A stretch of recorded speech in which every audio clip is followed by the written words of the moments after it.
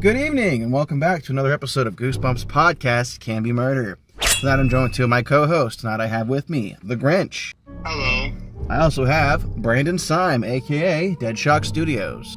What's up? And of course, I'm your host, Bumps in the Night. And tonight we're going to be reviewing Goosebumps book number 18, Monster Blood 2. Tonight is a Goosebumps first for us. We're doing our first sequel book. Yes, we finally reached sequels. Grinch, you said you had a blurb. Why don't you read us the back of the book? It's back! Evan Ross can't stop thinking about Monster Blood and what happened last summer. It was so horrible, so terrifying. Too bad even Evan's science teacher doesn't believe him. Now he's stuck cleaning out the hamster cage as punishment for making up stories. Then Evan's friend, Andy, comes to town and things go from bad to worse because Andy's got a present for Evan. It's green and slimy and starting to grow. Alright, this book picks up following Evan, who was in the first Monster Blood. This time Evan now lives in Atlanta, which if I remember correctly, wasn't his family planning to move there anyway. He just stayed with the great Aunt Catherine. He got dropped off by his aunt because they were searching for a house. They had like some house they were gonna go look at. Yeah, so they were looking to buy houses, that's why Evan was in Atlanta. It picks up back in Atlanta. I do like the fact that they keep the lore going, you know, like that he actually is in Atlanta this time. Yes, I agree. What's crazy about this one is it picks up, Evan's not really well liked in his new school.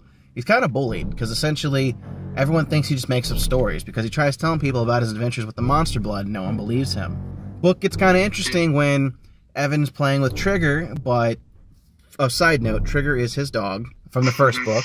Trigger is 10 feet tall, and he picks up Evan in his mouth to go and bury him, and then, oh, chapter ends, and we start off with a dream sequence, which, okay. A little weird. It also details one of the major characters in the plot here. We meet Conan Barber, which is a play on Conan the Barbarian. Like, that was right on the nose, Stein. Great job.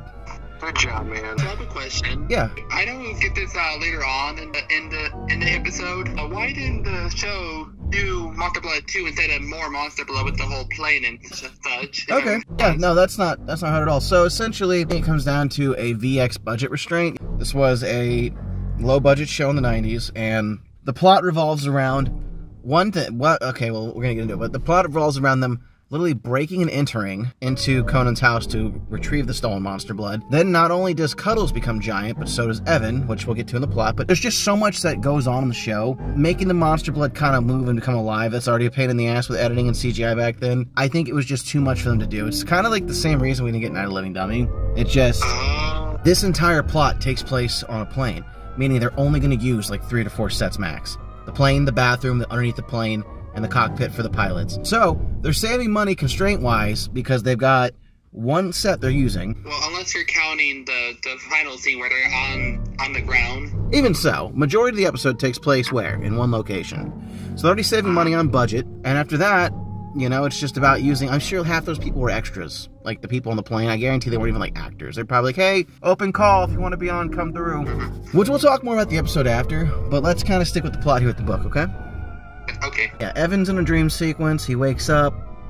It mentioned earlier that Conan's his bully. I don't think I fully got into that. Evan gets lectured by his science teacher, who is then forcing him to clean the hamster cage. And while cleaning out the cage, Evan decides to throw the hamster out the window. Just kidding. He's daydreaming. So, we already start out with an inception moment in Goosebumps here. This book opens up with 2 dream sequences, more or less. So, you can already kind of tell what book we're in for when it starts out like that. And from there, the plot kind of moves forward, and Evan catches up with Andy. Now, if I remember correctly, Andy's parents are out of town, so she's staying with Evan? For some reason, Andy's now in Evan's area again, which, again, it makes sense. If you're in the same state, and you're tackling the same monster, you might as well get back to the dream team. Andy ends up tackling Evan, and then she gives Evan an empty can. The empty can is a can of Monster Blood. Well, Andy and Evan are interacting with this empty can, and Evan had opened it, mind you, because keep this in mind, this is important later. Conan shows up, and he's like, well, what you got there? And Evan shoves the can into his pants. Conan stops hassling them. Evan pulls the can out of his pants, and whoa! Now it's half full of Monster Blood. The plot doesn't really detail where the Monster Blood came from. Before we get any farther, I'm curious, where do you guys think the Monster Blood came from in that can? It either came from like a portal that was somehow in his pants, or it's a different kind of Monster Blood. Brandon? I don't know. I'm going to say this. Maybe there's like a like a toy company that, because obviously, when they found the original Monster Blood, they found it at that toy store. Here's my little tinfoil hat theory: is maybe there's like a big pharma or something, like joking, big company, like a big toy company that went out of business or something. I guess what I'm trying to say is like they have like a toy company that still is making Monster Blood. Okay. I wonder why, but I'm not gonna question their logic. So it's like making more Chuckies. It's like there's no point. They're evil. Here's my thought process here, and then I'm gonna hit this one with science. So this was the can from the original series. Evan gave the can to Andy to remember him by, and she brought it with her because, sentiment. Here's what I think. There was a very, very, very tiny, like a molecule worth of Monster Blood in there. But Monster Blood needs air to grow. That's what I think. And I think when he opened the can, it gave it fresh air, giving it a reason to stimulate, causing its growth. I wonder if you put Monster Blood in a completely sealed container, because think about it, why wouldn't, the moment it goes in the can, why wouldn't it just keep growing and pop out of the can? Why does it take opening the can to get the blood to grow? I think it's oxygen activated. I can't prove it, but that's my theory. That is a good theory. Right? I mean, because think about it. It doesn't, unless you want to go the magic route, which yes, Goosebumps can have magic, but it just seems stupid to me. Anyway, after this, Andy and Evan talk about using some of the Monster Blood on Cuddles, because I remember how big it made the dog. Hey, if we make the hamster grow, your teacher, Mr. Murphy's got no choice but to believe you. And Evan's like, nah. So they decide to bury the monster, which I don't get why they did this, I guess just to advance the plot, but instead of taking the Monster Blood with them, because they know how dangerous it is, they bury it underneath a tree.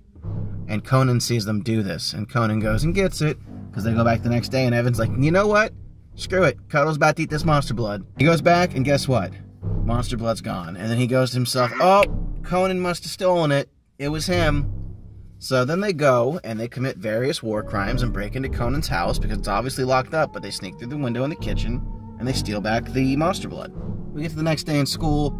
Evan notices that Cuddle's getting a little bigger. Time goes on, he gets a little bigger. He's growing suspiciously. And then he asks Andy, hey, did you do something? And she's like, no. And he's like, you sure about that? And she's like, okay, yeah, you got me. I fed him some Monster Blood because it was funny. There's so many plot holes already, but the fact of the matter is this. Andy was there. She knows the danger. She still fucked around and found out. She's still playing around with Monster Blood after she knows the danger. Which, if you're advancing the plot because your character's just plain stupid, after they've already been through this lesson, I'm already not interested. So, it's kind of just bad. Cuddle starts to grow. Yes, Cuddle starts to grow at a ridiculous rate, and I think he ends up being like 10 foot tall, right? Yeah. So from there, Cuddle scoops up Conan in his mouth, which, bro, if a hamster that big picks you up, you're dead.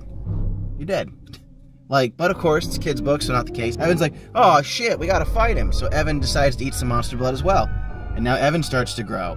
Which, let's go into my next scientific question here. Evan and Cuddles were not the same size. Assuming they ate the same amount of Monster Blood. Or, again, Evan ate more than Cuddles, realistically, because Cuddles is smaller, right? How would they end up being the same size? Relatively speaking, Evan should have been way bigger than Cuddles. Yeah. Wasn't the third book about Evan being, big? Yes. Isn't that the whole point of the third book? Kinda, yes. And that's why the Monster Blood books in the series, aside from the original, suck. Arlstein cues up what could be a fantastic kaiju battle. As Evan goes to square up with Cuddles, you hear this noise. It's a... And here's a popping noise. And next thing you know, they start to shrink.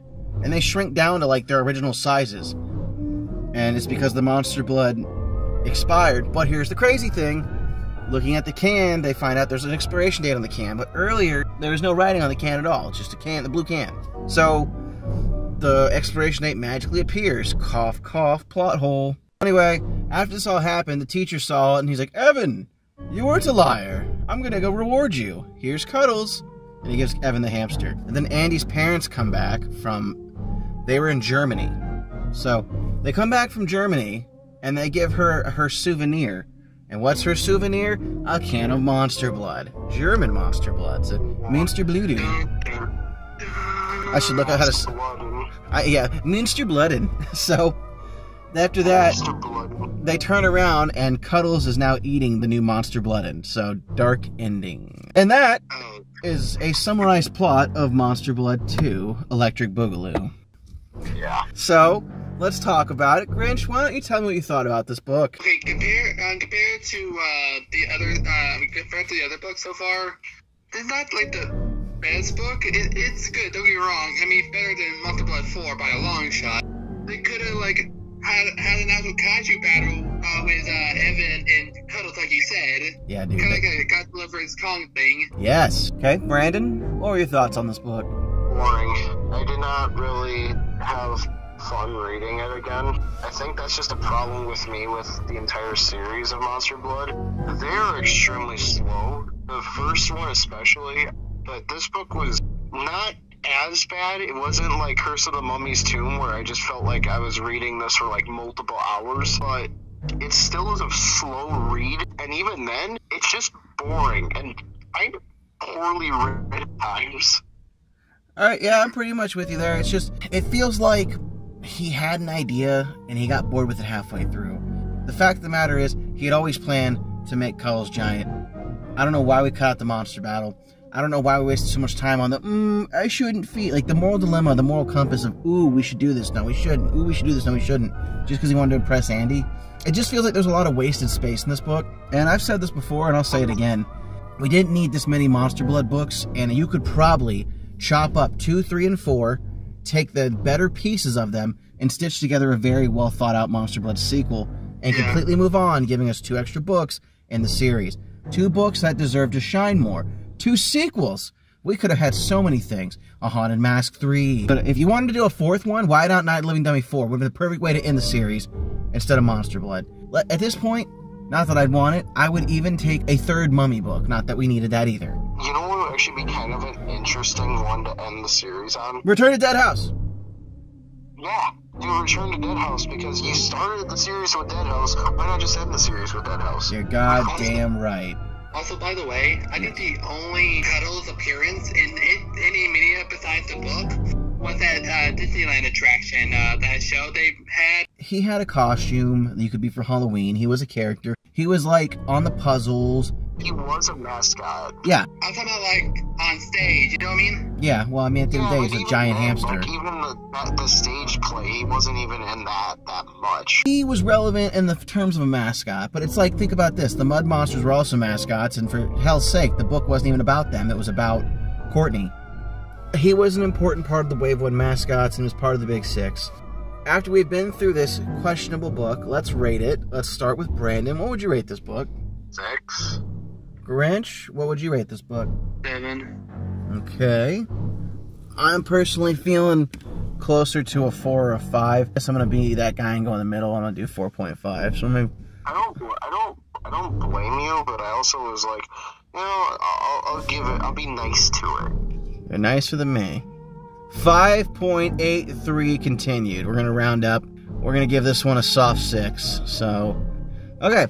So, the other half of this will be talking about the not sequel. Like Grinch had mentioned, we didn't get Monster Blood 2. We got more Monster Blood.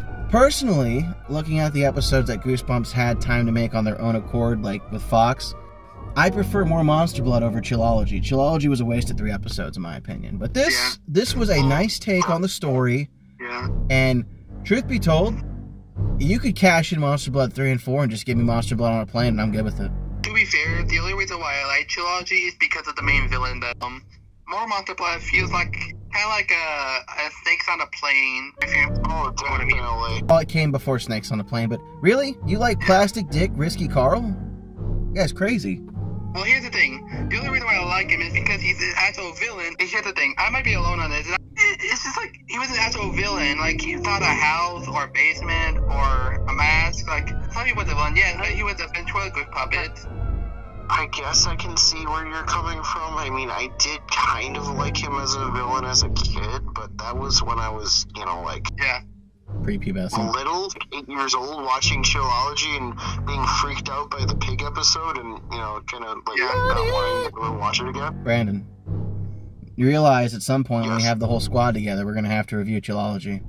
Let's run it back real quick on more Monster Blood. So, more Monster Blood picks up with Evan heading back home. Mind you, in the first episode, Evan was staying with Great Aunt Catherine because he was planning on moving there with his family. Evan's now heading back home to pack up for the flight. So their story's advanced. It's a couple days later. Now, we do get some of the characters from Monster Blood 2 and more Monster Blood. Conan is on the plane. but Conan doesn't know Evan yet. They just happen to be flying together. There's also this nerdy kid, I can't remember his name, but that's Evan's little sidekick. Andy is not anywhere to be seen on this one, which is more than understandable. She has no place in this. And more or less, these are kids that Evan's going to be going to school with. So he's met his new classmates.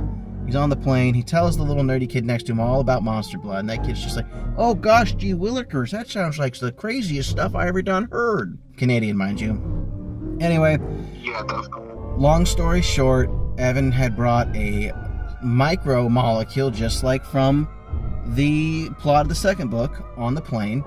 And with the right pressurization, and again, this is why I go with the oxygen theory. With the right pressurization, with the oxygen up in the sky, it reactivated the Monster Blood, causing it to grow. So the Monster Blood grows underneath with the luggage and slowly works its way up into the plane and starts eating passengers. And now it's up to Evan, Conan, some random chick that's supposed to be his love interest, and the nerdy kid to beat the Monster Blood after it's eaten everybody but the pilots. Because if not, we were up for the craziest sequel ever, 9/11 Monster Blood. Wow. I'm just saying. Wild. Monster Blood eats a captain on a plane. The plane crashes. Happy flying to New York. We don't know where Evan came from before. Let me ask you this, Grinch. Is it possible that Monster Blood didn't cause 9/11? Probably. Is it possible it did? Not confirmed. Just saying, it's not confirmed. Yeah. Let me ask you this, Grinch. Does jet fuel melt steel beams? I don't know. The answer is no. So let me ask you this, Grinch. Does Monster Blood crash planes into towers? No. Exactly. Yes. Listen, I'm just going to leave you with this, and we'll get off the theory with the tinfoil hat. The absence of evidence is not the evidence of absence. Okay. Okay. So anyway, they're fighting the Monster Blood on the plane, and the Monster Blood eats the most... And that, to me, this is just tacky. The Monster Blood eats the airline food, and then... This is where I'm going to cue in the Seinfeld noise. What's the deal with airplane food? But what about airline food? What? Airline food, my gosh, what is up with that stuff? Thank you, good night. It throws up because airline food's gross. So after they realize that the Monster Blood can't handle Jerry Seinfeld's least favorite food, they decide to break off into two teams. One team's going to write the plot to B-movie, and the other team is going to feed the Monster Blood airline food. After they poison the Monster Blood to death with airline food, it vomits everybody out, and everything's safe. But wait, it's gotta have a Goosebumps ending to it. When Evan goes to get his coat off the plane, there's a giant ant stuck to the wall because Monster Blood.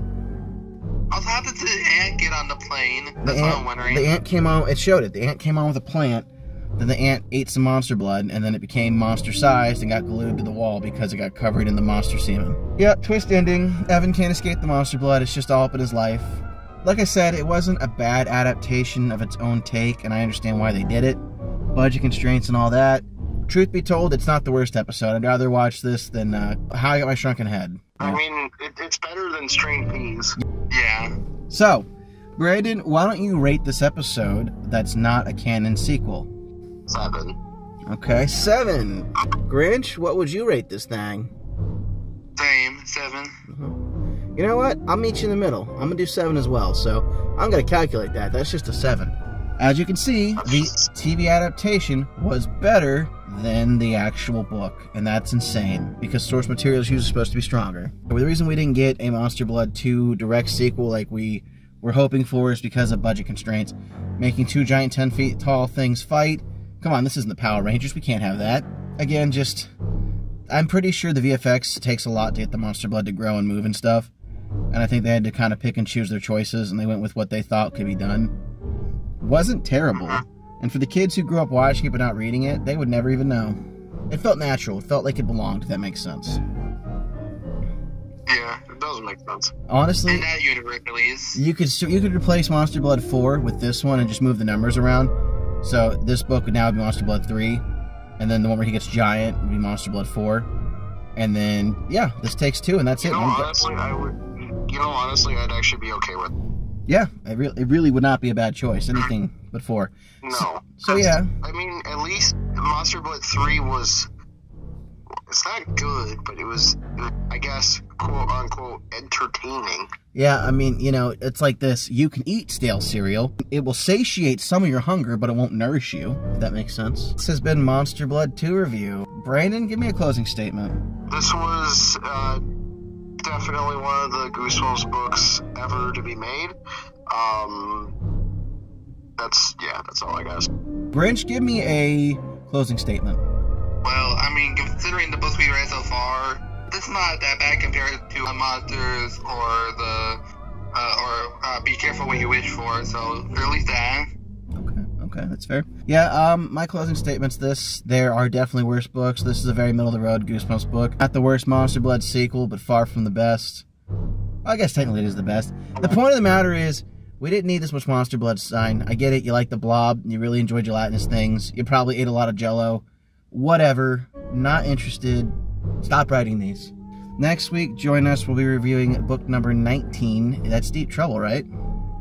Yep. So, I'm actually looking forward to this one because this is a different kind of Goosebumps book, and I mean, shit, a kid fights a shark. I'm looking forward to it because I grew up with it. You know, as a kid, I didn't like it, but I remember reading it back for that other podcast we had, and I was pretty thrilled with it. I'm actually interested to revisit it. After that, we'll be picking up the next Give Yourself book in the series, Malone. Creeping Coffin.